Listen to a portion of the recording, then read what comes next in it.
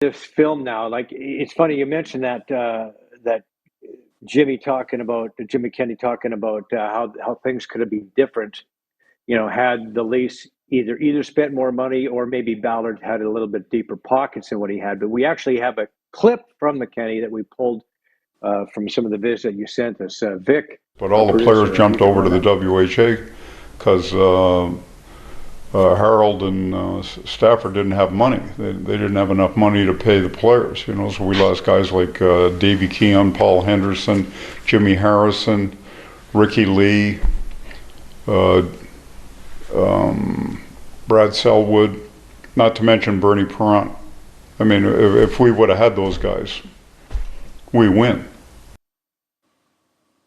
Uh, Tough to argue that, right? Add all those names up, put them on the Leafs teams of the '70s, and it's hard to believe that they wouldn't have won maybe a cup or two, right?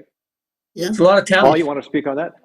Yeah, well, Sittler was young and he was coming on, and they had a great series against the Rangers. And like I said, Jim Gregory built the team. He knew what kind of parts needed, and WJ comes along, and of course, I think Bernie Pront was the biggest loss there. He wasn't going to stay, and Jim Harrison. The league was going to more aggressive type of play, and you sort of missed people like Jim Harrison and the defense was decimated. And I remember first year after expansion, after the WHA, they finished dead last. They had the worst team ever, and they're using people you never even heard of before. And because they lost half their defense, it just any other city would have really been down on them. But that can happen in Toronto. The fans will still come out. That's a big part of the film where the fans are so loyal to this team, whether they were winning or losing, and it's kind of remarkable. But that started all the way back with Foster Hewitt